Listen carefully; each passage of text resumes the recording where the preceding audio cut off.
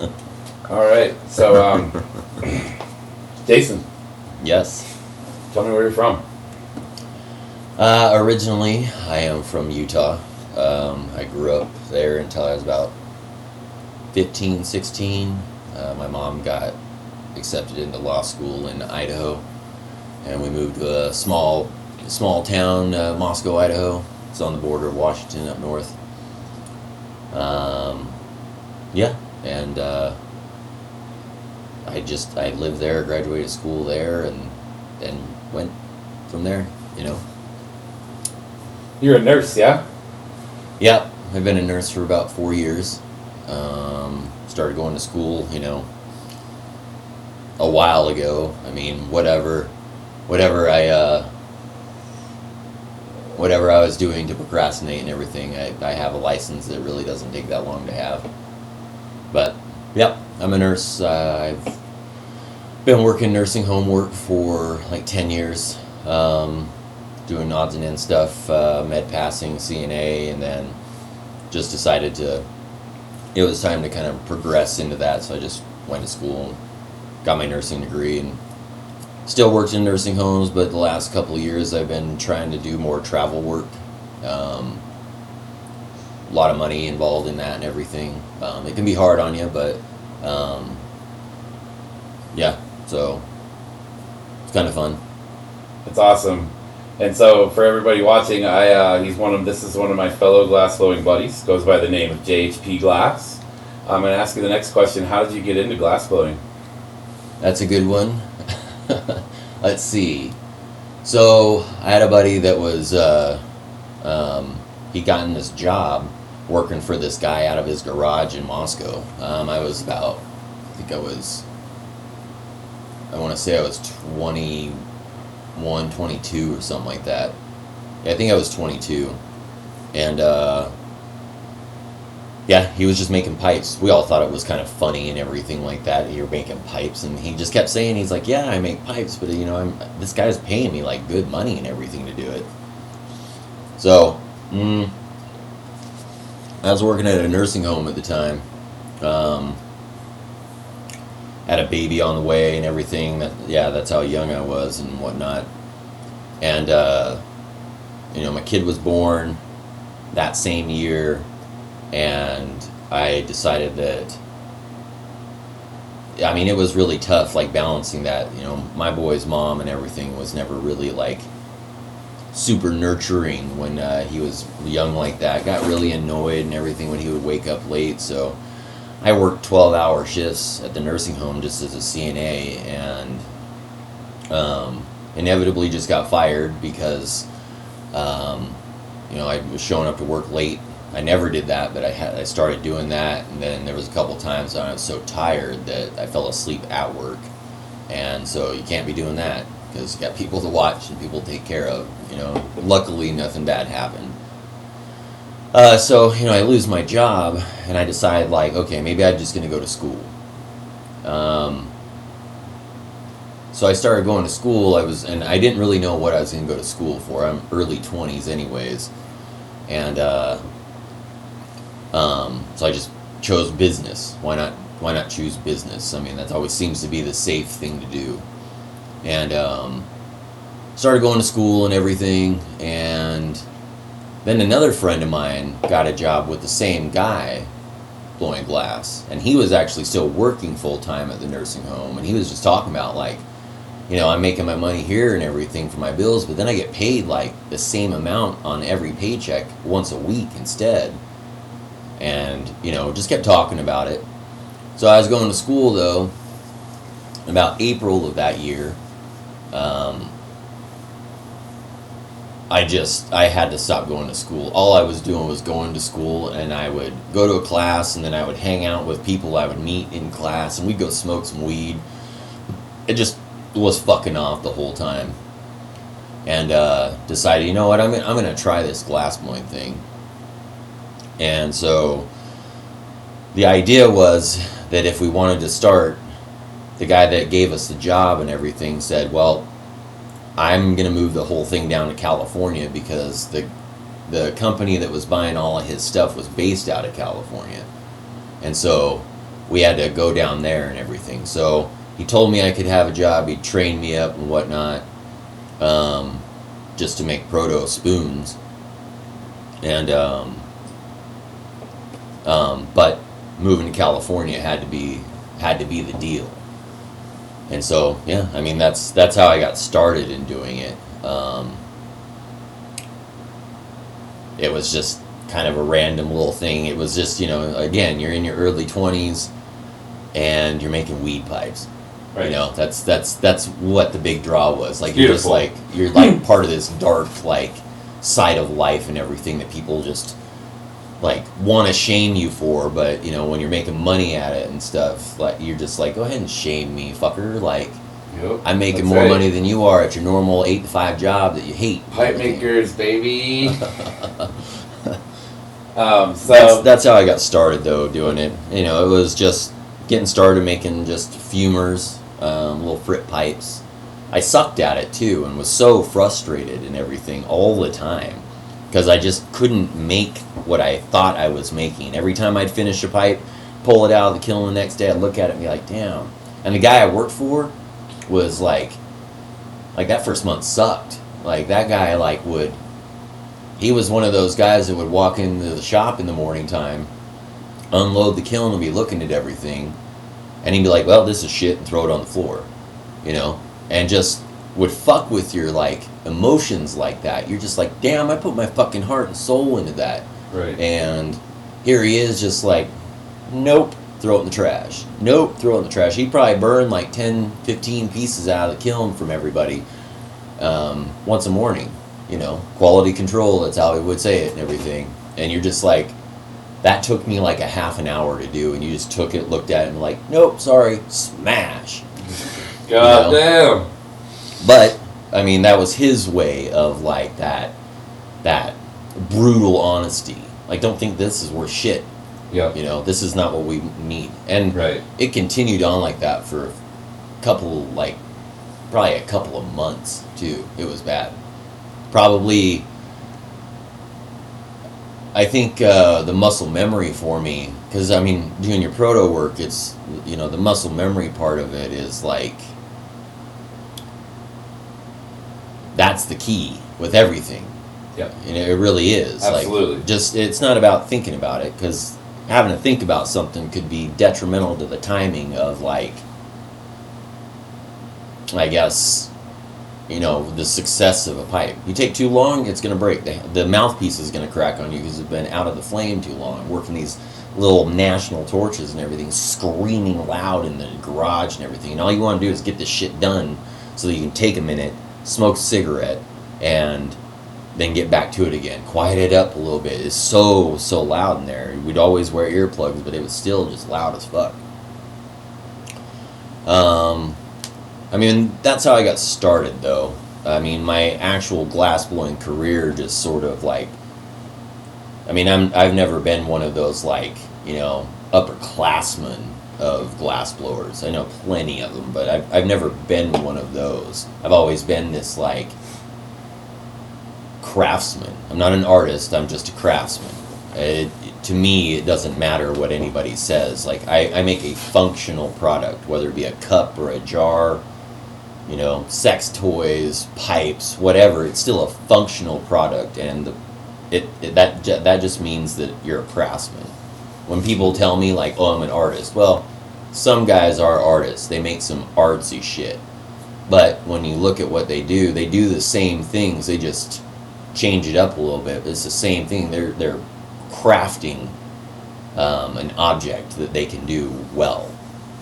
Absolutely. And then you do have the artists that can just be like, I'm going to make this. And it's going to take me a month to make it. But that doesn't matter because I'm going to sell it for fucking $20,000 or whatever like that. And Yep. it's so rare that people can do that. But moved to California, working down there, still dealing with the same shit, fucking stuff up, this and that. We were doing harder pieces. They wanted us to do like 30 a day, and I was just like, for the first like 2 weeks, I was just like, how in the hell is this even gonna be possible to do 30 of them a day? Struggling to get 20 of them done, and half of them be shit. Looking at like people telling you like, I don't know if you're gonna make it and everything and whatnot, and I'm like, fuck, And my buddy Dave that got me into it, he moved to California with me. And I asked him to just sit with me one day because his stuff was coming out better and better. But I asked him just to sit with me one day and just work with me on a piece. One of the biggest problems that you always have when you're starting out is when you're blowing a bubble out. You just like, you want to blow the bubble out, but when you're watching it, you're just like, whoa, I'm gonna pop this thing if I blow on it too hard and everything. It's gonna blow up, and so you stop. But that glass is still so hot that it wants to thicken back up. You just don't really think about those kind of things. So on a weekend, me and Dave went into the shop and we're sitting there, and I start making a piece and everything, and I was like, all right, please watch me puff out this bowl. And so I'm blowing on it, and I get to the point where I want to stop. He's like, no, keep going, because he can see the sidewall. Because when you're blowing the bowl up and everything, you can't see what's happening on this side. No. You only can see what's happening in front of your face. Yep. And if you're using a blow hose, it's different. I mean, back then we were just like, blow hose, what? Like, It didn't make any sense to do that. Right. And and he told me, he's like, no, keep going. So I puffed on it some more, and he's like, keep going. And by the time he said stop, I was watching the glass, and I was watching the wall thickness go, and I saw that point when that's the stopping point. Yep. And it just locked in. Absolutely. And I went ahead, and like from that point forward, everything was fine when it came to that. Yeah, I had my struggles and everything when it came to the spoons.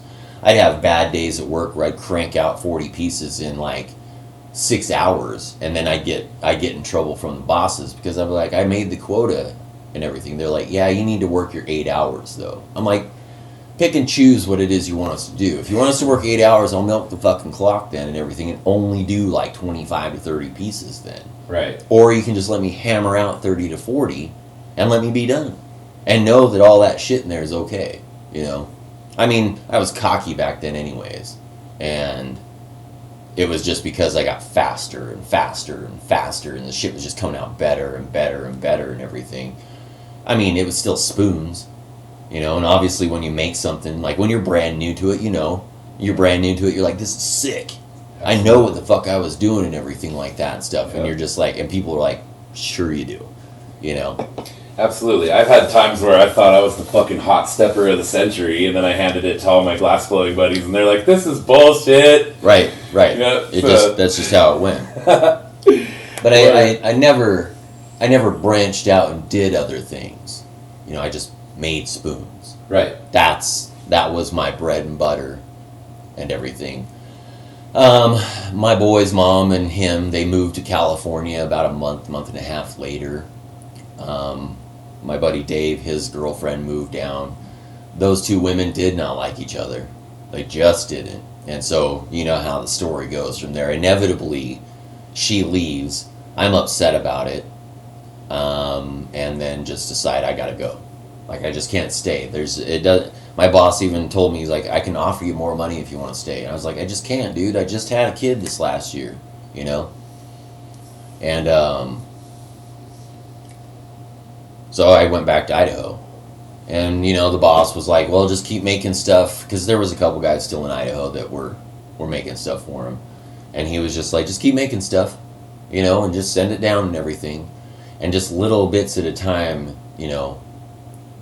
it just got a little bit harder and harder to work with him. Right. I didn't realize this. Dave used to tell me, because he ended up being the manager of the shop, that our boss was like a huge fucking coke addict, and as a side note, that was actually like the moment where like anything like that just like put a bad taste in my mouth, before I'd started blowing glass, like, I sold weed, mushrooms, and then a buddy of mine and everything, we found a great hookup for coke and was getting it straight off the brick in Seattle for $500 an ounce. But I always got this bad taste in my mouth with people, because they'd pay me with quarters and stuff like that, and buying like $2 or 2 quarters at a time and everything. Here I am with like fucking 20 to 40, $50 in change. Yeah. And it just was sad. A buddy of mine actually asked me when I was selling it to him, if I could just hang on to what he buys from me. because I would actually trade him like a half ounce of weed for a bowl of coke, because I didn't give a fuck about it. It was so cheap to me anyways that I didn't really care. Right. But when I saw that addiction happen, I was watching them do foilies and shit like that. I was just like, I can't do this. This is terrible. Yeah, I can't do this and everything. And I've always had a bad just reaction to people I care about and whatnot that get into that stuff, because it makes me so angry, because I know what can happen. It destroys people's lives, you know? I mean, it's just how it goes. Alcoholism, drug addiction, any kind of addiction will ruin your life. Yep. I smoke cigarettes. I know that can ruin my life. I've smoked cigarettes off and on for fucking 20-something, 30-something years. Like, it's a horrible habit. Anyways, I moved back to Idaho, got a shop set up and everything like that with a buddy of mine, started working. Got really tough, kind of hard to do.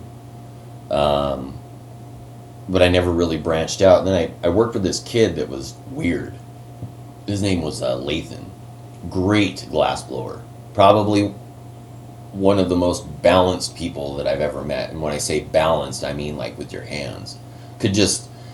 You could see this crooked prep spinning in the flame, and he'd just take that shit and slow warm it, and you just watch that thing just wobbling, and then it would just, by the time we got to the end, it was just straight. I'm just like, that right there was amazing to watch. Yep. So basic, but just amazing to watch. Especially when you know how hard shit like that is. Fuck yeah. Absolutely. You know? Well, one day I realized that I can't get a hold of my boss anymore. And so, like, for a month I was just, strapped for cash, because you always live paycheck to paycheck. Didn't matter, you're making good money, Right. And still making, I had a big house that I rented with for my boy and his mom and everything, and like it costed like $1,000 back then, and I'm talking like it was like 2001. No, it was 2000 actually. 2001. No, 99, 2000 is when it was. Anyways, so I was just stressing. Well, I made these pipes for this guy all the time, and I knew how to get a hold of like the distributor, because I walked over there all the time and chatted with people and saw nice stuff, and all the different hundreds of glass blowers they were buying from and everything like that. It's a huge company, and so I just took a chance. I made a couple of like samples and everything, because that's how you did it. You make samples, send them to people, they make a choice. They offer you this much money, go from there. So I made 3 different samples, sent them off. Long story short, I talked to the guy on the phone. He's like, "These are nice." He's like, "They really look similar to some stuff I already buy." I'm like, I'm not gonna bullshit you, man. Like, I actually worked in the studio next door, and I lost. You're good. And I was like, and I kind of lost my contact, and so I'm like trying to like get my own thing going. I was like, "Is there any way that we can like put this all together?" And he was like, "Sure, it's just money." And so he bought 3 pieces from me, and right off the bat and everything, I needed people to work with me, so I started hiring friends, which you never do that. You just don't do that, because when you're someone like myself who picked it up and then ran with it, this job requires just constant work. And I had friends that really enjoyed the artistic part of it and would do like, 8 pieces a day when I'm like needing like 20 to 25. Right. And they looked all nice, perfect, but just didn't, like, I needed more. And it just caused these rifts and everything like that. And I did that kind of stuff off and on for like 10 years, give or take, had contracts with different distributors. Like our first year putting stuff together, we made like $250,000 between like 6 of us. That's crazy. Awesome. And we were like 23, 24, here I am like making more money than almost anybody I know. Right. And got shit to show for it, anyways. Because you never really think about how much money it takes to put back into something. It's true. You never really think about how much time you really should put into something. You know, I always loved telling people, yeah, I make full-time money for working part-time hours. That was like my sales pitch to anybody. But at one point I started telling people, it takes a while though to get going, and it's hard to pay someone 8 hours a day, 40 hours a week when they're not making any money. And I already got my own bills to pay, so I can't really like break from my own check. Right. You know, I always just tell people, go get a job. Do a part-time job doing just some bullshit work and just make your bill money, and then come make your pocket money and your extra money here. Yeah. It's like doing the side hustle with like selling weed or whatever. Just go work your job, but then you got this little side hustle here that puts a little extra cash in your pocket. 100%. So, I mean, that was in a nutshell. That was kind of how my whole glassblowing career. Like, let's see, my son turns. He was born when I was 22, or he was born when I was 21. I turned 22 a few weeks later. So he's 22 years younger than me. I'm 46. So he'll be 24 this year. So I've been blowing glass for 24 years off and on. That's so fucking awesome. Just for my viewers, to give you an idea, you know, I don't think a lot of people I know have done anything artistically consistently for over 20 years, so that is actually a huge milestone. Like, that's respectable. For a lot of people viewing also, JHP has worked, out of all the glass blowers I know, he's worked with the biggest names in the industry as well, and been at the same bench with them, you know, been at the torch alongside of them at conventions. This guy's a fucking beast. So that little section of the interview is just for all of our glassblower homies that know us, and every other glassblower that wants to know about JHP. I make the unicorns and the big belly Sherlocks and everything, and absolutely. The end of this video will have examples of his work posted, and so you guys can see everything. And I'll also have links to all his stuff up, in not only in the comments but at the end of the video. So what we're going to move on to today, as everyone knows, these videos for YouTube are going to be pretty more serious, and they're not going to be focused so much on glass blowing. We're going to talk about whatever subject me and my friends are talking about at that time. And so what we've been talking about lately is toxicity and kind of how it's affected our lives, sometimes even in ways that we didn't understand. Sometimes we could be accidentally manipulating people or trying to overcome actions we thought were positive but were actually toxic. And so I'm going to go ahead and hand the floor to you, Jason. Can you tell me about toxicity and kind of how it's affected your life? I wouldn't really know how to define toxicity other than just like being toxic is something that unless you're narcissistic anyways, being toxic is something that you don't actually like know you're doing. At least in my point of view. I mean, there's probably a lot of people that'd be like, if you don't know you're being toxic, you just ain't looking at the whole big picture. Being toxic is like, you know, manipulating people into feeling a certain way as more of like a control thing. You know, if you make someone nervous, or you make someone sad, or you make someone angry, or you make someone depressed or anxious, all the emotions, if you make them do all that, that's toxic. And at the end of the day, trying to make people happy, or at least add to their happiness, is really what you should do. You know, I mean, you really should do that, but being a toxic person isn't always something that you know you're doing. I don't really know. Like, other than that, like, I mean, what it means to be toxic is basically like a toxic person will control you. They'll control your emotions, how you feel. You can actually like work into being toxic with somebody, and that's all you end up knowing, even though that like nobody wants to do that, you know. I've had toxic friends that nowadays, like being older and everything like that, it's easy to see that that's what it was. Whether or not that they knew that's what they were doing, it's easy to see that's what they were doing. Right. You know, and It can just be something just simply as negativity.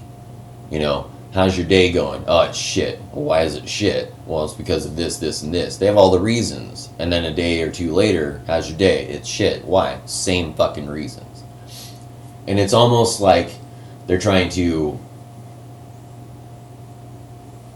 You can come up with all the reasons on how to solve it because you're outside the box. Right. But if that person right there is stuck, then they don't hear anything you're saying. They just don't hear anything you're saying and whatnot, and they just continue with that same pattern of feeling shitty. Yeah. I feel like that when people are just depressed for whatever reason, that if they just continue being depressed and they don't really recognize it, which I am one of those people, that they become toxic to the people around them. I've had plenty of friends that are super positive, and when I'm in a rut for whatever reason, I can't seem to meet them on that level. I'm in a rut. I don't want them to be down in a rut. I just need to feel their positivity and stuff, because their positivity is what helps me know that I don't really have to feel this way and everything. These people are good examples.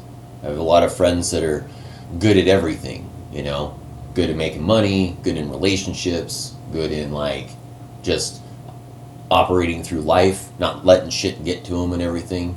I have a lot of friends that are like that, and I have those friends because they're good examples of how I want to be. It's almost like wanting to take pieces from everything and all experiences and build them to a point where you're almost not, it's hard to say perfect, but you're a good example of a good human being that has a good grip on life. Right. Plain and simple. Yeah, so I like to try to be better today than I was yesterday. Yeah. And the thing about excuses like that people have is they can actually become habits, and they can become reasons that people just use as a default to have a bad day. Yeah. And so positivity is something that you actually have to use actively in order to overcome things like that, right? Yeah. And so accidental manipulation is something that we were talking about yesterday off camera. Yeah. And that was the thing that, as myself, I didn't even realize I can do accidental manipulation a lot until I started to know what to look for. And I know that you were talking a little bit about it yesterday. I'd like you to just kind of touch on it again, let's just talk about, accidental manipulation and how it can hurt a situation or how you start to notice it. Accidental manipulation kind of came from a conversation I had with my dad years ago. I went through a pretty hard divorce back in 2010, something like that. And in the whole separating process, I was able to... I was out of town working when I got the phone call saying we need to end this. And no questions asked. And I was like, what? Had no idea what was going on, Later on and everything, it all became clear what was up, but that was beside the point. The girl wanted to leave. And at that time, she was doing the right thing because it was obvious to her she wasn't happy.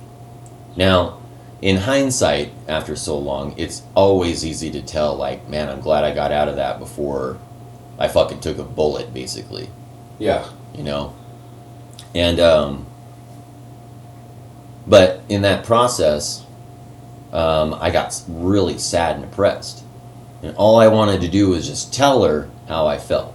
So I would constantly try to call her, and it was before I got home. I decided to say, fuck it, I'm done with this job that's out of town, I'm going home. She tells me that I leave her by herself all the time, when really I'm just trying to do the right thing and make good money for my family. So I decided I'd just bite the bullet and go home and just try it. And all I did was sit there and try to like talk to her all the time, try to figure out all the reasons, and she was so angry all the time and so mad all the time about it.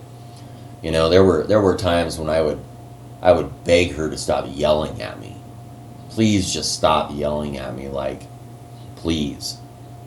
And she'd get in my face and everything and whatnot. And, you know, I have a temper like a lot of people, but I have rage inside.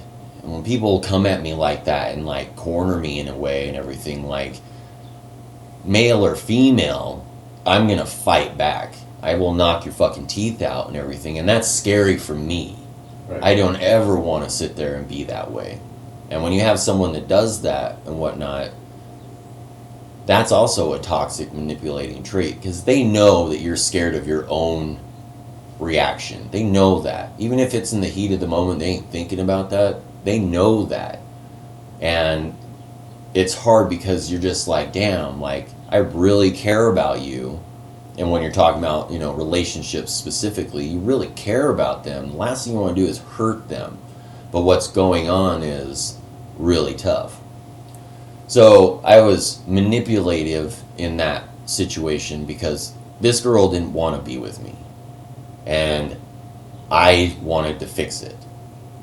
For a long time, though, I knew that things were wrong and I just probably should get out of it because she was so mean all the time. You know? Anytime she'd say something, she'd be fucking mean about it. And I would tell her, be upset, please, but do you really need to be mean like that? You know, you don't have to be.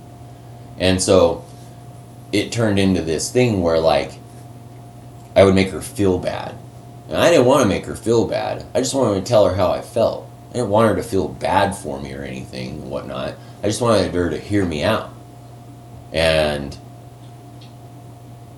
it just, there were things early in the relationship that caused issues. And she just would never let them go. I had no ill intent towards her at all or anything. I wasn't trying to do anything bad behind her back or nothing like that. And she just never would let up. And it created like this anxiety in me and this insecurity. Because when someone starts talking to you like that, you don't know if they're like trying to just get away from you.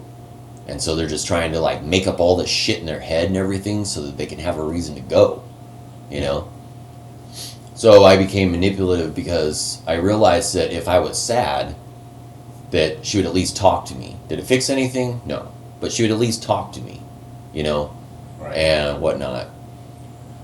Well, we ended up getting divorced, and I did this self-help program that my dad got me into down in Utah, and it was amazing. It was called The Great Life. And I'm not kidding you, like, I felt amazing when I was done with that. Amazing. I'd never felt so good about myself.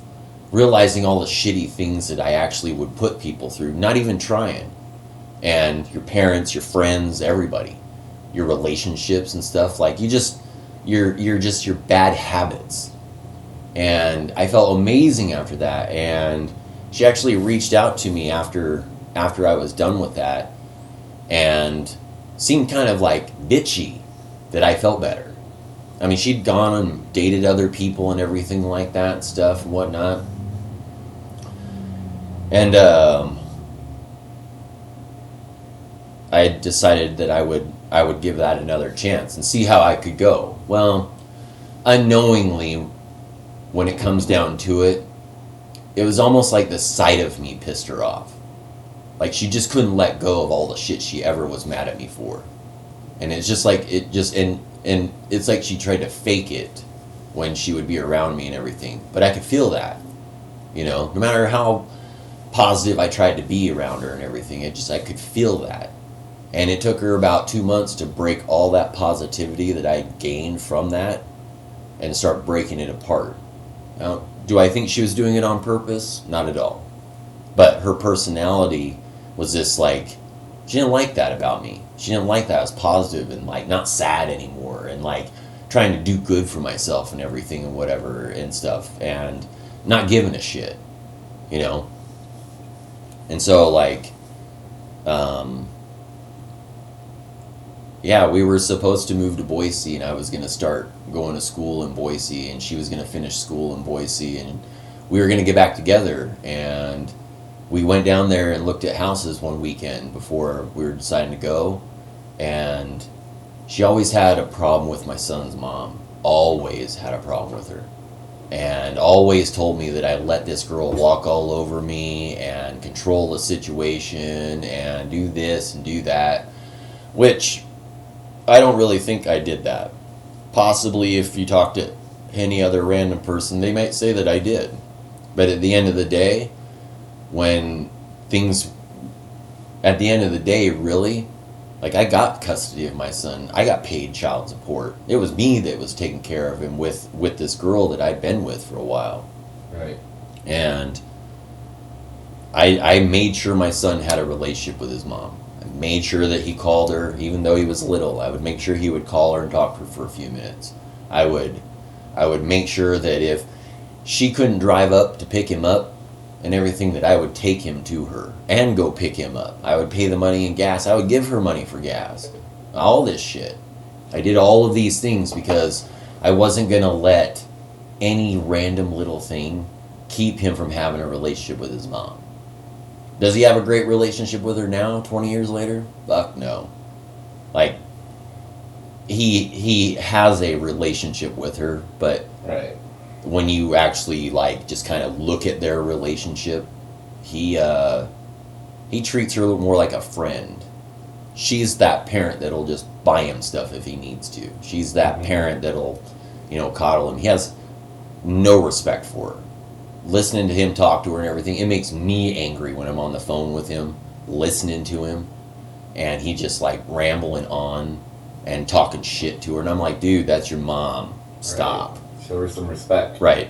So, anyways, that weekend, we go down there. I know that was a side story, but that weekend, we're on our way back. She calls and says something. I can't even remember what we were talking about. And I get off the phone with her, and we're driving back, and this girl starts yelling at me. I mean, fucking horrendously mad that I would even be considering, like, compromising with her on something. I really wish I could remember what it was. And she had me broke down in tears, begging her to stop in that car fucking 5 hours away from home. Damn. And just wanted to I don't know how many times I looked at that door handle on that car and just wanted to jump the fuck out. I didn't give a shit. I just, like, everything inside hurt so bad. But again, manipulating the situation, not trying to. Here I am bawling my eyes out when this girl had done this 100 times, you know? And I'm just like, just begging her to stop.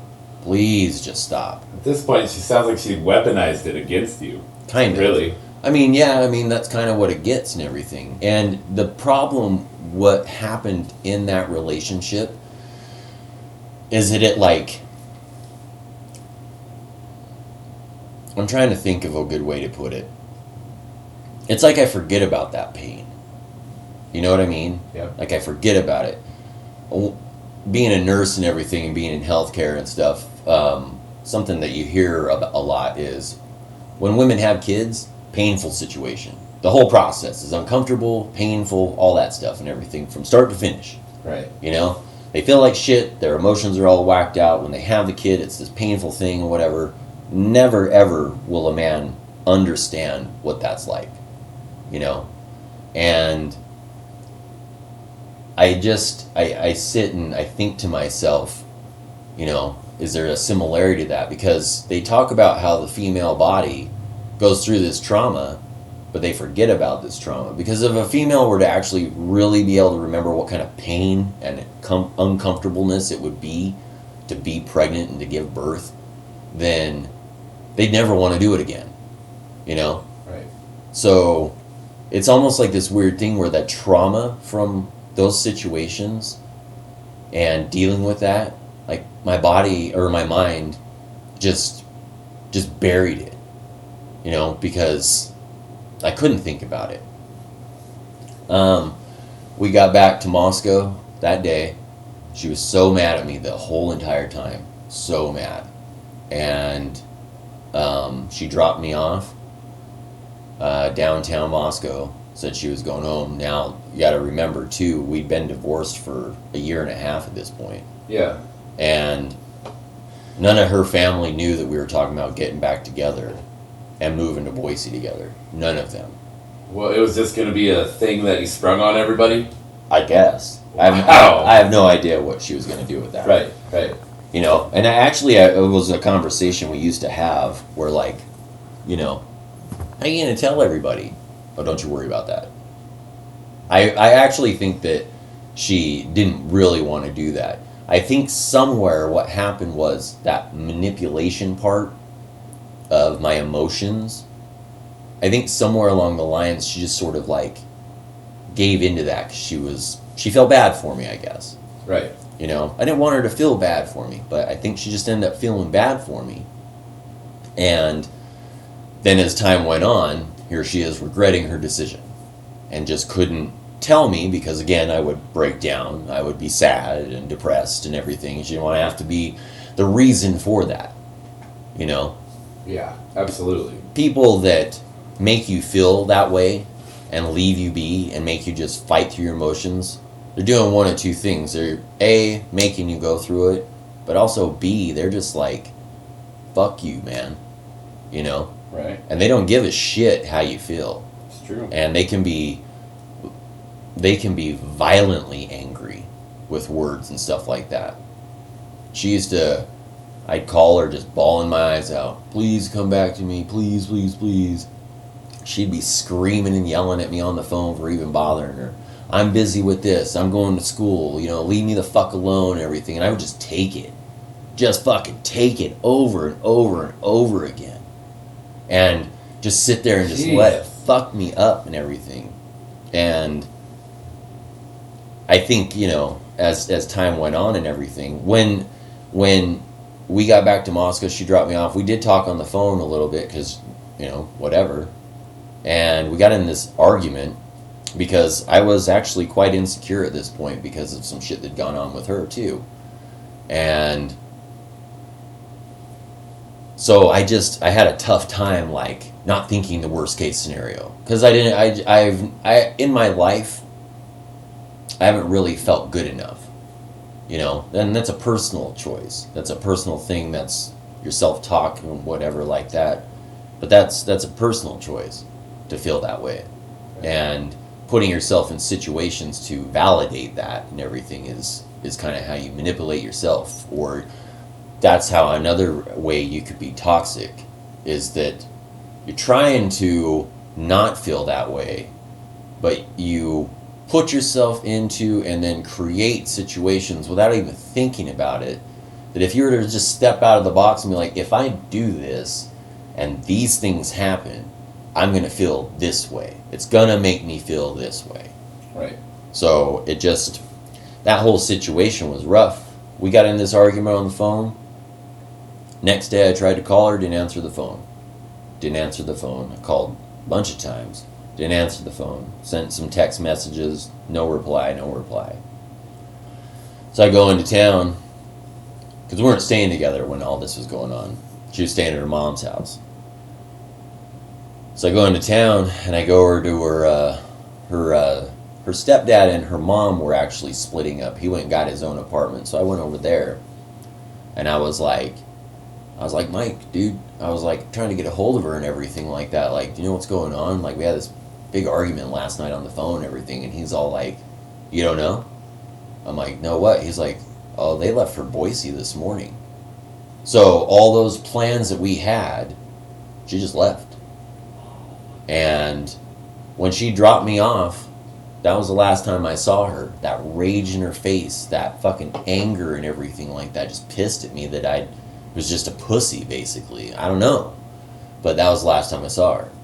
And I was like, no shit. Like, damn. And so I called and left a voicemail, like, you totally left without me. Like, damn, like, I know we argued and everything like that and stuff, and I'm sorry about that, but, like, it wasn't that big a deal, was it? I didn't hear from her again for probably, I'd say, a month. I was riding a bike every day. I was walking miles trying to burn steam off and everything. I was so fucking sad about this. She wouldn't reply to me any text. I remember that I would sit and text her long ass fucking paragraphs of shit constantly. Just pouring my heart out. Please, would you just talk to me? Please, would you just talk to me? And then one day I get this message from her mom going, you really need to leave her alone. She's trying to move on in life and everything, and here you are still hanging on after almost 2 years of being apart. And I sent her mom a text back, and I was like, apparently you guys didn't realize that we were supposed to move to Boise together. I'm stuck here in Moscow with nothing to do, no job, all my stuff's in storage. I got no place to live. I'm living in a tent at my buddy's mom's house out in the fucking woods. And I'm like, damn, what the fuck, And I tell her, I'm like, you guys didn't know this, did you? Apparently you didn't know this, or else you'd actually understand what the fuck my problem is. Right. And, again, I didn't have to say that to her. I could have just said, okay. Well, I manipulated that, because the minute I realized that she didn't know that, that's why I said that. Right. And what that got me was a phone call after over a month. A fucking phone call of her screaming at me. How fucking dare you tell my mom that? How fucking dare you sit there and do that and say those things to her? How fucking dare you try to get into my life and everything? And I'm sitting there I remember I was on the walking path in Moscow at the U of I. And I remember getting this phone call and talking to her while I'm walking, and just letting it kill me inside. Because I'm like, here I am. All I've wanted to do is talk to you. And I realized, that maybe you don't want this to work out and everything, but I just wanted to talk to you. Because things falling apart without conversations, without coming to a mutual agreement, that for some reason doesn't seem right to me. Unless you're in a shitty situation where people are beating on each other and it's purposefully abusive. I just don't see why you can't just have the mutual conversation. Right. Even if it hurts, at least you're not listening to someone scream and yell at you, traumatize you, calling you names and doing this and doing that and everything, and then just hanging up on you again. Yeah. And I get too, when you sit and pour your heart out to somebody that doesn't seem to give a fuck, all they do is get annoyed with you. It's true. And all you want to do is just tell them how much you care for them. But they're just getting annoyed and pissed at you. And actually, inevitably, will just do something just to fucking throw it in your face. And then you're going to hurt. Yep. And that's just crazy to think about. I mean, I don't know, because I don't have that kind of thing in my head, in my body. I've never been somebody that will lash out. I can be pretty harsh with my words, but I've never been somebody that will just go do something just to spite someone else. Just to fucking spite them and just be like, yo, you can't leave me alone? Well, I'm going to go fuck this girl here, because then you're going to want to leave me alone. I've never been that kind of person. Right. But I am the kind of person that will be on the other end of the phone and take that shit and let somebody just ruin me on the insides. But I don't know, from my personal point of view, manipulating, it can be numerous ways. I find myself to be the kind of sad, pathetic manipulator. I don't want to actually admit to that, but that's the best way I can describe myself, that when I find myself in a bad situation, I just pour my heart out. And the problem with it is that if you would just pick up on all the cues that you need to in relationships, you probably wouldn't have to do that.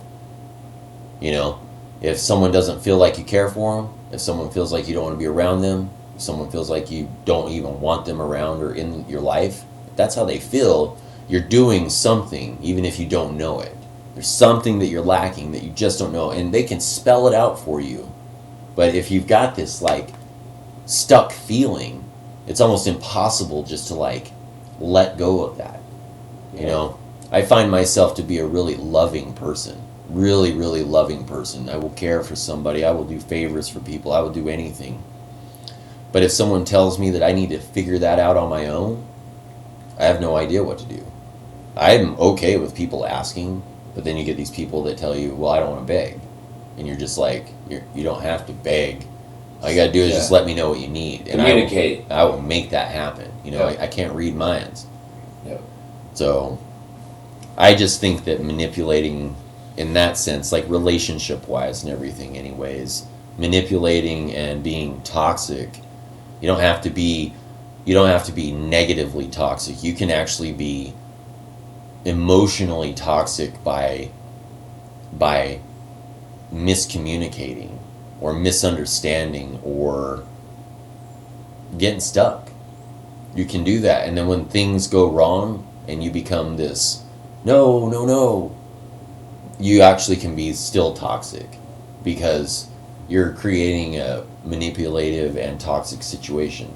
I always told myself when it came to the ex and everything that if I was able to ever like fix that, what am I really getting?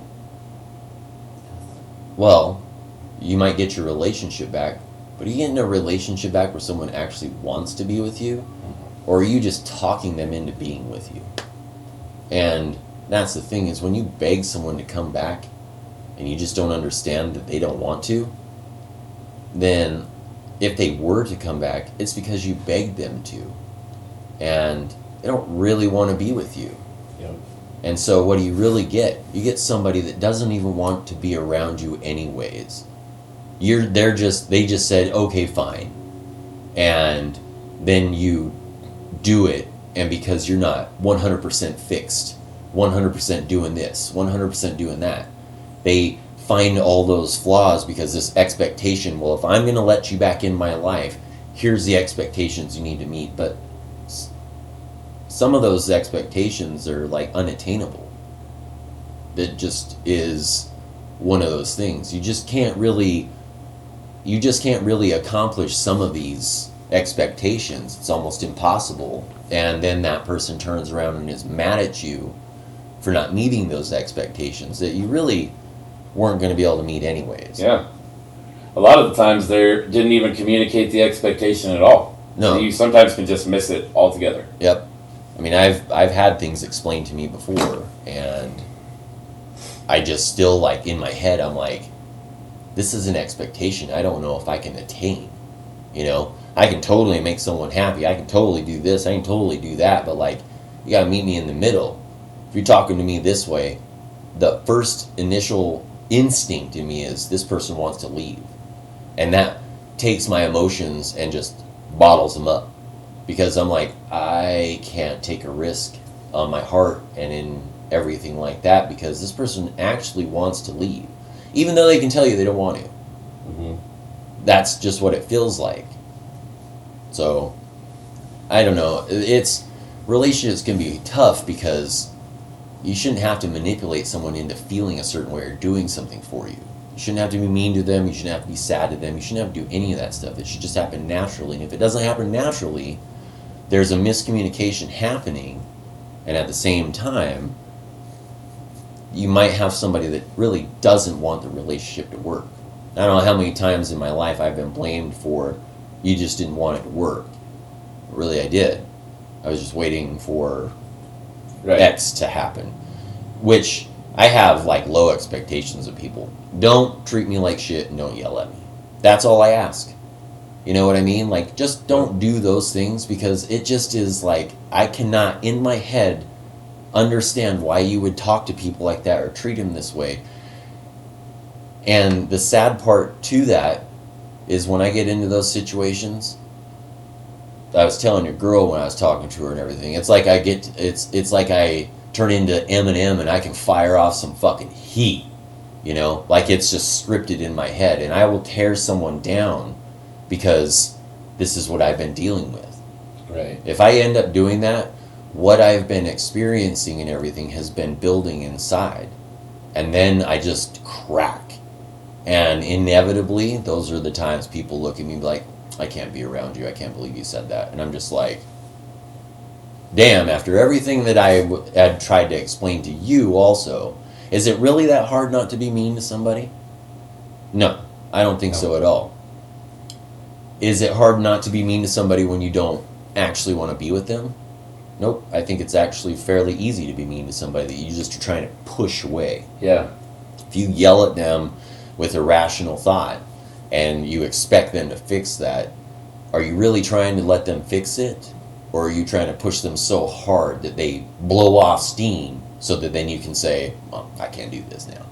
And then it's their fault because they got mad and said something. They got mad and had a temper and all that type of shit and everything. Right. My dad used to tell me about these girls he would date, and a couple of them actually said to him that they purposefully will pick fights and say things irrationally and everything like that. Conscious thought, too, where they would pick fights because that's the only way that they felt like that the other person cared for them. That they would do that because then this person would yell at them and make them feel bad, and then they would cry or get upset, and then that person would feel bad and be like, oh damn, I'm sorry I made you feel like this. Right. My dad tells me that I manipulate situations because that's what I've become like. I'm accustomed to that somewhere along the lines. He attributes it to my mom being the one that raised us and stuff, which that's that therapy about my mother and everything like that. It's weird to really like see how childhood traumas that really aren't traumatic, they're just conditioning, can affect you long-term wise. Yeah. So wow. yeah, no, I mean that's just my view on it. Like, absolutely. Manipulation, just unless you're narcissistic, manipulation is really something I don't think you mean to do. If someone hurts your feelings and stuff, some people have that, you hurt my feelings, fuck you. I don't need to deal with that. And they just like, they turn and walk. And then you have someone like me who breaks so easy, you know, because I just run that like thin line of like just feeling good about myself anyways. And yeah, it's crazy. I wish I had that in me to be like, oh, well, you don't want to be with me? Oh, you're yelling at me? Oh, you're being irrational? Fuck you then. Go do your thing. Right. I don't do that. I'm just not feeling good enough means that like when they do that and they're like, fuck this, we're done. All I do is think, well, I'm not good enough. That means I'm being easily replaced. That's what all this is about. You're not talking to me because you're with somebody. You're not talking to me because you're distracted with other things and thinking about all the irrational thoughts that you can that drive you crazy and that you deal with anxiety and depression and everything, you know. But I think my marriage and the breakup and how it went, I think it was this trauma that I don't know, I'm pretty sure I just haven't gotten past it yet because of how my life has actually gone since then. I found myself I abuse myself. When something goes wrong, I abuse myself. And I don't think I'm manipulating. I don't want anybody to feel bad for me. But I just break so easy that I can't even wrap my head around whatever's going on. And I think that's probably my toxic trait. My toxic trait is really just I break too easy, and I don't have very good self-esteem or anything like that. You know, I have friends that tell me like, dude, you've been a nurse. All you did was get your associates, and like you make almost $100,000 a year. I'm a van lifer, so I don't have hardly any bills.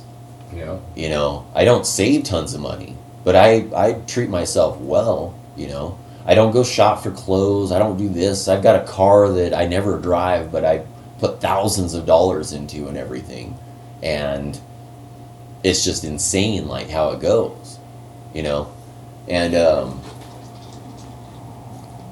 you know, I had a friend call me just yesterday, and tell me, he's like, I don't know why you're in the rut that you're in. Think about your life, man. Like, his wife is like, she's got her BSN nurse, so she's got her bachelor's degree. I just have my LPN. She's got her bachelor's degree, works in the hospital, works in the burn unit. She takes care of trauma patients. She does all the stuff that you think a nurse is supposed to do. Right now I have a travel job working in a jail, and I pass medications. I go and I ask people if they feel how they feel. I check them for detox symptoms, and I give them pills. That's all I fucking do, and I make way more money than she does.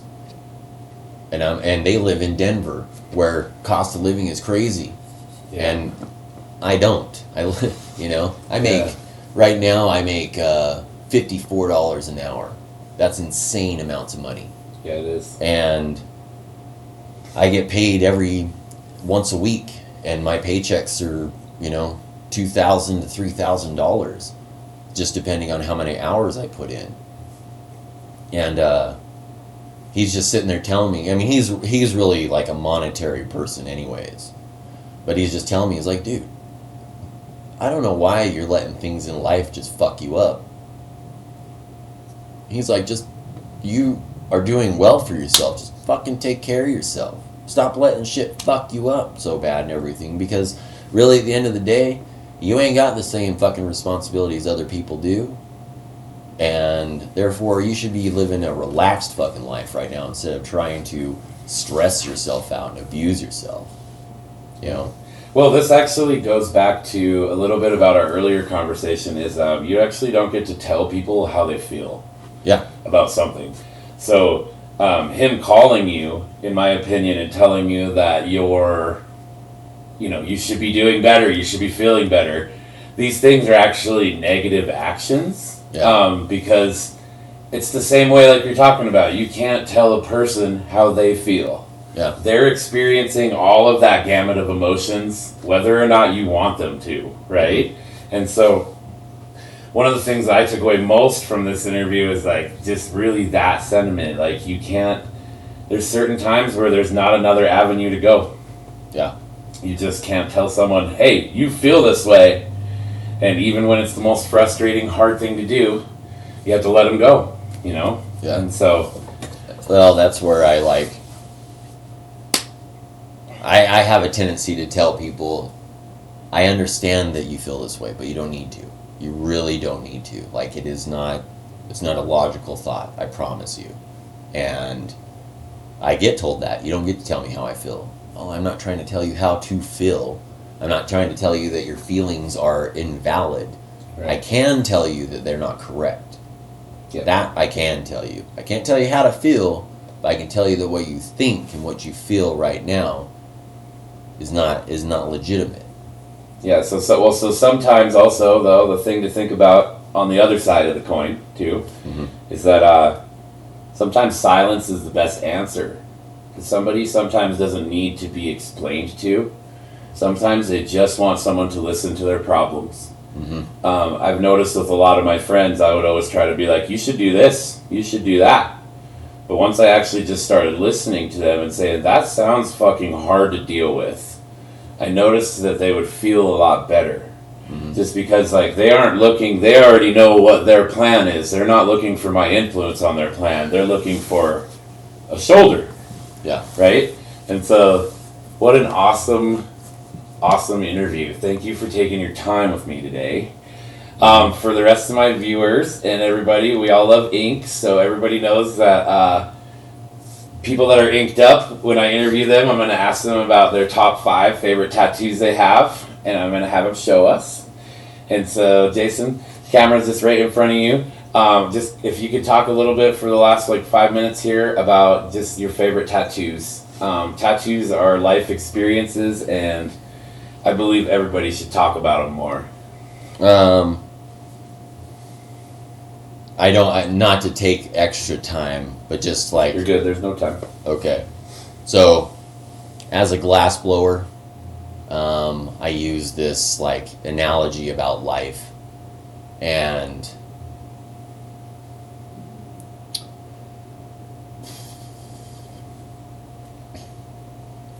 how you can, like, I don't know, I made so much proto work that I could take something that would break in front of me. I could have something split right in half, and I'd just be like, fuck it, and I could fix that shit and actually make the flaw or the scar beautiful, you know.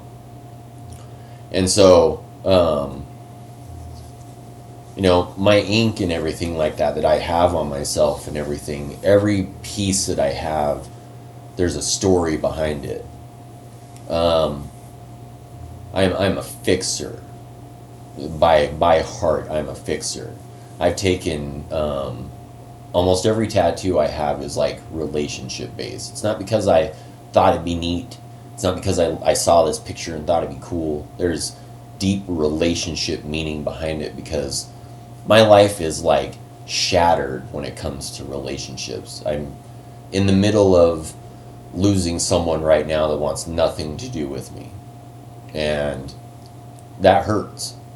And a lot of this manipulation conversation we've had, it revolves around that, and toxic traits, and a hurt past, and not getting past things, and expectations. I almost repeated like the same cycle and didn't learn from the first time, is what kind of it felt like at this point. But I'm a fixer. And in life and everything, when you have something presented to you and you have a project to do, you know, you don't look at people as projects, but if you just look at the analogy itself, you have this project to do. And if you're skilled because of experience, like a glassblower, you know how to start the process. You got to map it out a little bit, kind of give it a little bit of a plan and how you're going to proceed and everything. You can't, it not always, if you're going deep into a project, can you just, I don't know, you can't just like pick up raw tube and materials and just bam, make something that, you know, is this crazy thing. You gotta almost look at it, look at the perspectives, and like get yourself ready and everything. And can you do this? Are you biting off more than you chew and or than you can chew and stuff? Like, is this happening? I used to tell people that I'm such a fixer. When you look at a relationship, you know, I have my own work ethic when it comes to being on the torch.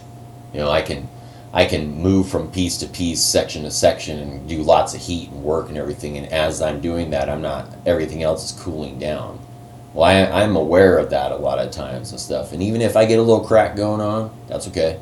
I'm putting that shit back together anyways, and it's going to look just as good. It might have a little scar to it, but guess what? That's the fight that it took to make this thing here. Like, right. If you have something perfect end to end, amazing. The personality of like this scar right here, you can see how someone fought their way through to finish that, to accomplish that, to make this beautiful thing. You can see that scar, and if you can add to it and whatnot, that piece is strong as fuck, you know. So I have this analogy with life and relationships. You know, if you start a relationship out and you just pick it up and throw it right in the flame, I mean, you might come out with something and everything, but if you don't know what you're doing, you're just going to have this like thing.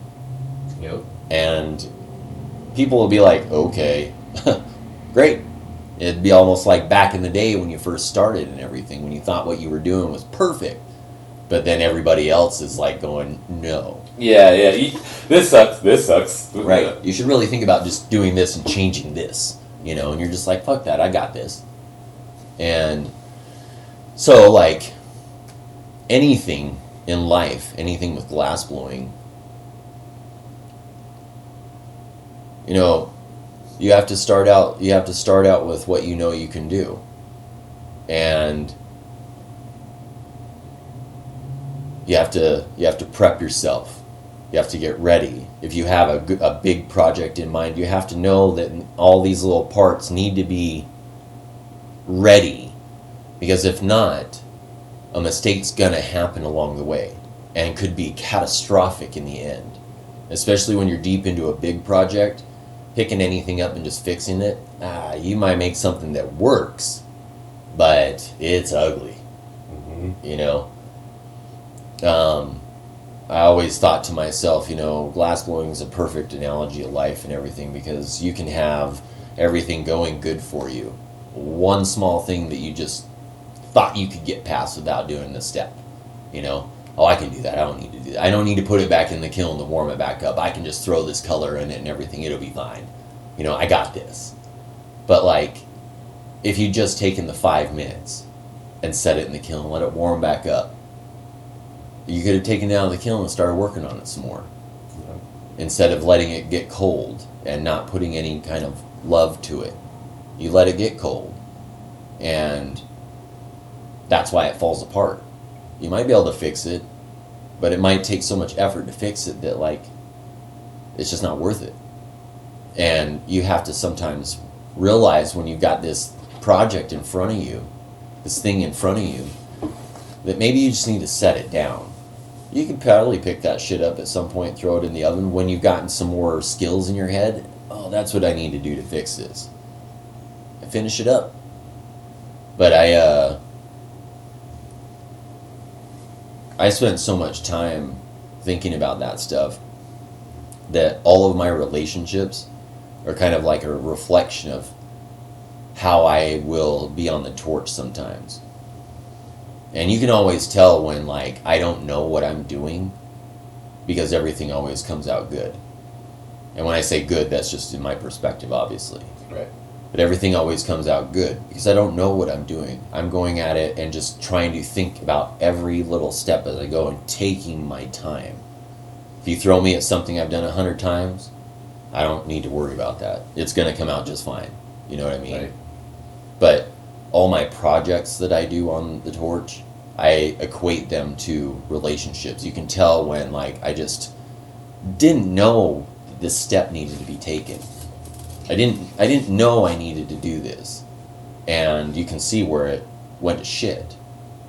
And I will always try something again and add that into it. And every time I fail and I add that to it, good things happen. That was the piece you needed. Yeah, like sometimes you have to know that you have to experience the mistake before you can actually fix the flaw. In relationships and everything, if you have a relationship that goes bad on you, but you still have an opportunity to fix it, you better damn well add those steps that you didn't do before into it. You better be committed, because what are you going to do? Chuck that shit up on the lathe again and just watch it all get fucked up? No. You're not going to do that. Yeah. And you shouldn't do that, because why are you going to sit there and waste your time? But relationships are two-sided, you know. When you're talking about glass blowing and everything, that is a relationship with a glass that you have. You know what I mean? It's not someone else's emotions and someone else's, like, reactions and everything. Glass reacts how it will react based on pure physics. Right. You know? So it's different. But things will fall apart if you don't put time into it. Things will go to shit and not do what you need it to do if you skip a step. If you try to rush the process. Yep. And it's like that with everything. So when it comes to my tattoos and stuff, every tattoo kind of tells a story. I've got quite a few. Desktop L1P970P. Sorry, go ahead. Anyways, every tattoo I have, and I guess I have quite a few, but I don't have as much. You know, the first tattoos I had were the little kanjis, you know, and then I got this snake because I was born the year of the snake, you know. I could probably, like, it's not really, like, super great or anything, you know. And then I, of course, you know, like, 90s, like in the 90s, I was a big Godsmack, you know. Yeah. I was a big Godsmack fan, so I've got a big Godsmack sun on my back and everything, or whatever, you know. It's all fucked up from being sunburned and getting tans or whatever, being on the beach or I got bit by a spider like a month and a half ago, and I got this like scar now that's like a hole right in the middle of it, right on the spine. I'm like, fuck. It's a tattoo. It's probably taking the most damage that I have, being where it is. But I met this girl one time years ago. She actually lives in this town and everything. She became a really good friend and everything like that. And I, how the story goes and everything, you make connections. But she met a tattoo artist over in Spokane because we were both, living in Idaho and everything like that. And he's been my tattoo artist ever since. But I got this tattoo because I was on Instagram. I don't have social media now, but I was on Instagram and I was going through these like quotes. You got those quote pages. I love quotes. Me too. I love quotes. I love positive quotes that just make you think of someone and just get all mushy inside or whatever. That hopeless romantic side of me is like, damn. I love quotes too, and poetry. Yeah. I love quotes and poetry. I feel you. Yeah. So I got this tattoo on me. I don't know. Can you see my side here? Drop down a little bit. Right there. Can you see all that? Yep.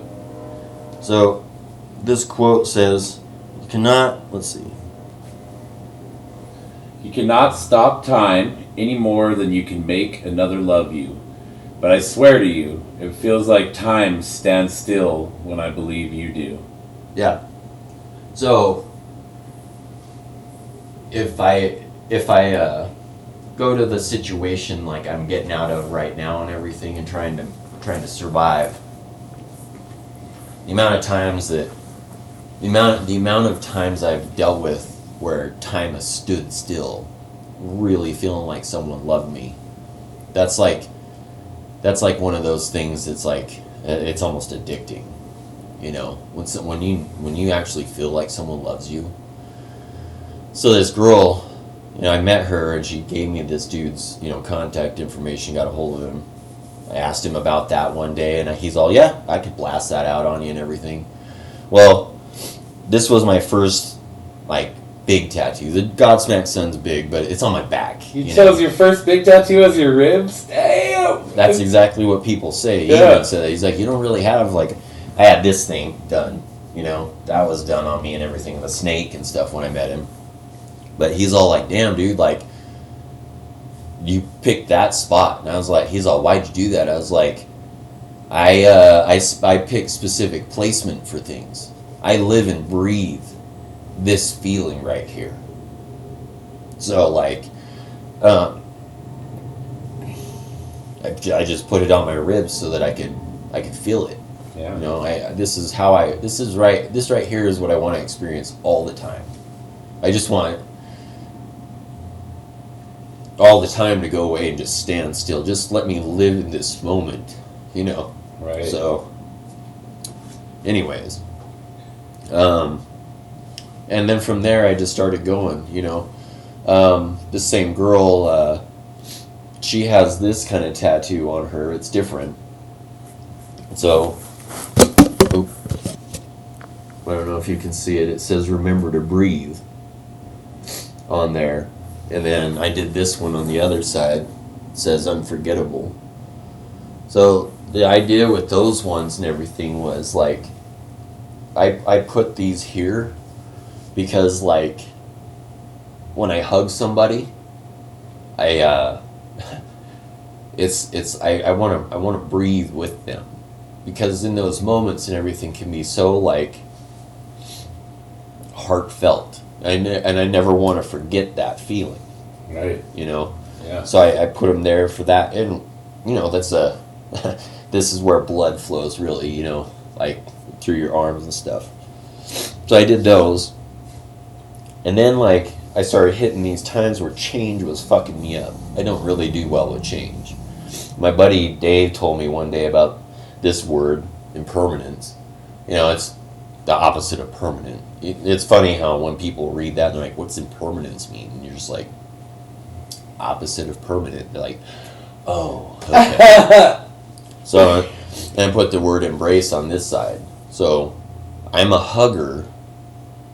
I just embrace impermanence. And I don't really. It's like a reminder to do that. I struggle so bad at like accepting change and just accepting it for what it is. And then I put these things on my body to remind myself that you need to accept change sometimes. I did. I like to tell people that a tattoo is no more permanent than we are. Yeah, that's true. I mean, you could black all this stuff out and everything. So, and then I did this one. Ooh, that's one of my favorite ones that he has. So, if you notice, Jack has a red string. And that's what he's stitching her heart up with. It just goes back to like that analogy of being a fixer. He's trying to mend her heart right there. Do you know about the red string theory? I do, because Okay. I have this kind of thing right here. This is what this is. The red string. The counterpart to this right here doesn't exist anymore, so this is all by itself. And that's really sad to know, but yeah. So I do know about that, and how it's like your soulmate, you know. That's the person on the other end of that string is your soulmate. Yep. I mean, you can't force it, obviously, but that's what that is. So every tattoo I have has this, like, it's got red in it. That's awesome. You know, that one does, this one does, these do, everything, and then this one does too. And if you look here and everything, there's no red in this at all.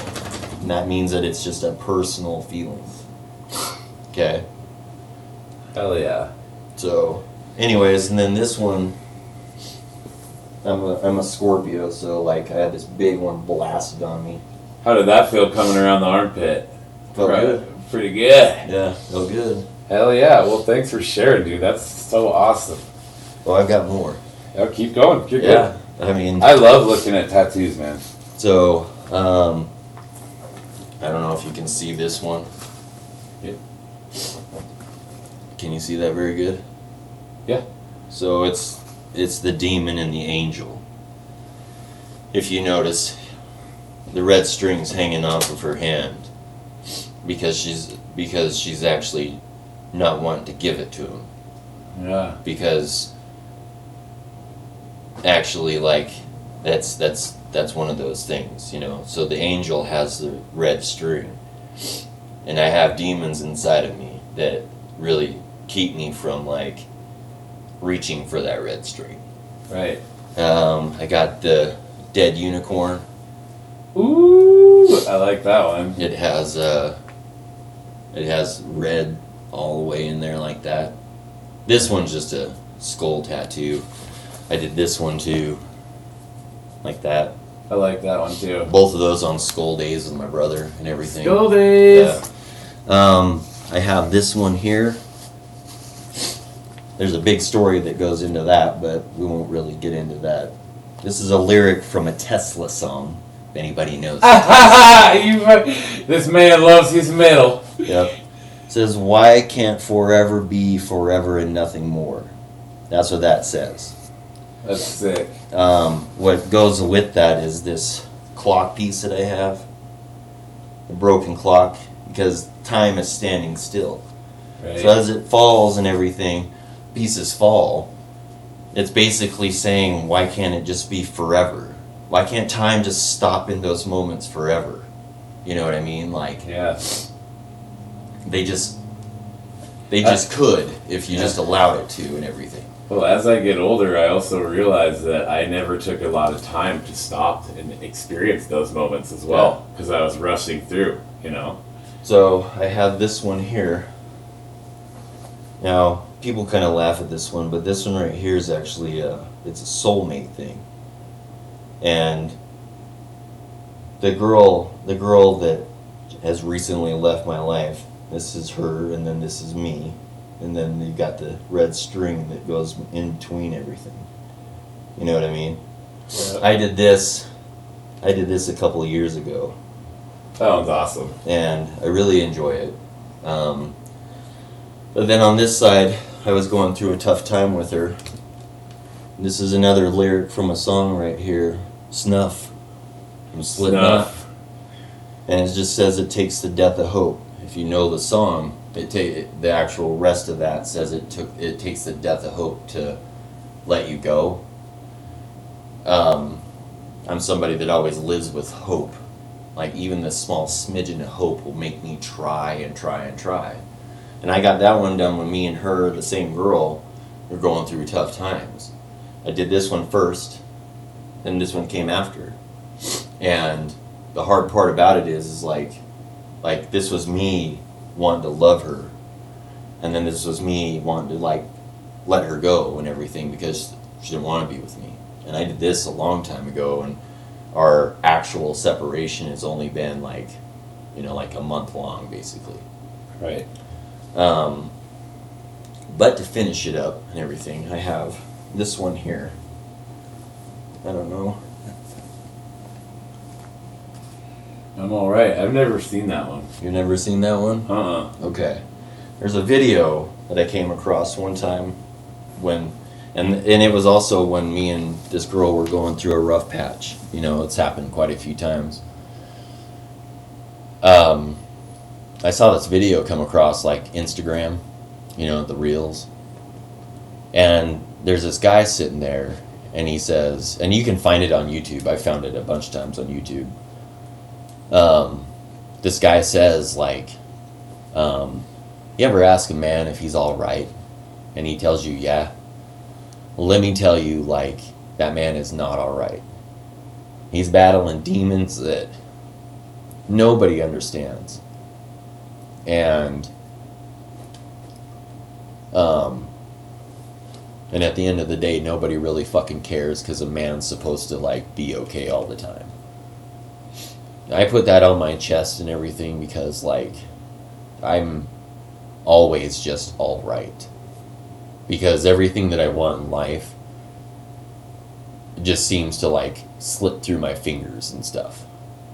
It's like that piece of glass you're spinning in your hand that when your hands are all sweaty and everything like that, and you're just rocking along, and all of a sudden it just falls from your hand and hits the desk and picks up a bunch of dust and everything like that, and then you're like, damn, I can't do anything with that. Everything happens for a reason and stuff, I know, but every single day I battle these demons inside of me that bring me down.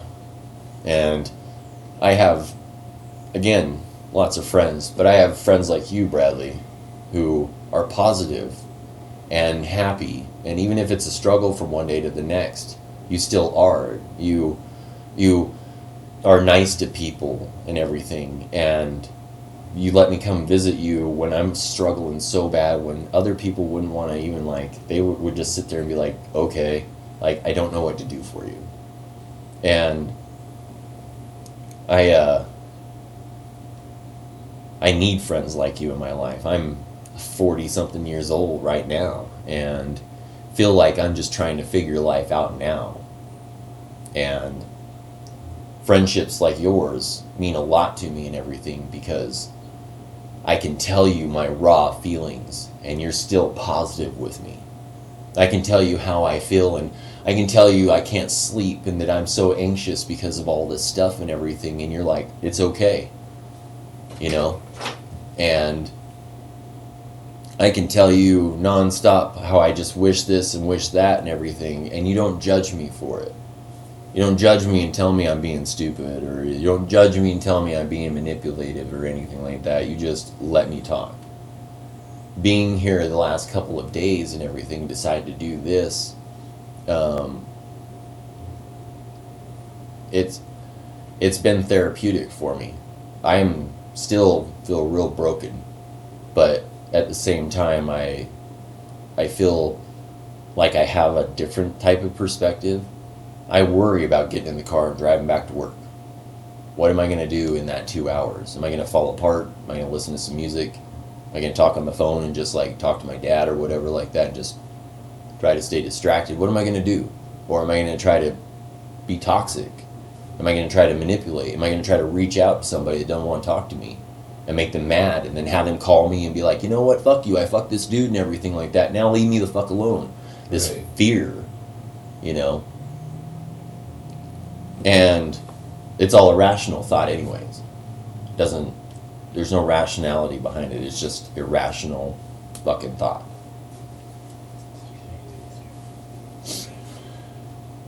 But Well, thank you anyways, so much for sharing your time.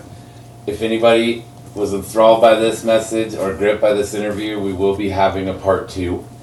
The part 2 will involve us talking a little bit more, and then JHP will be at the bench. We're about to go to the studio, and we'll do a tip or trick, a live tip or trick at the studio. I love to write, so Hell yeah. So thank you very much, Jason. Thank I you. really appreciate it. These interviews are therapeutic for me as well. And so I appreciate it. And to all the viewers, thank you so much for watching. This is Big TV.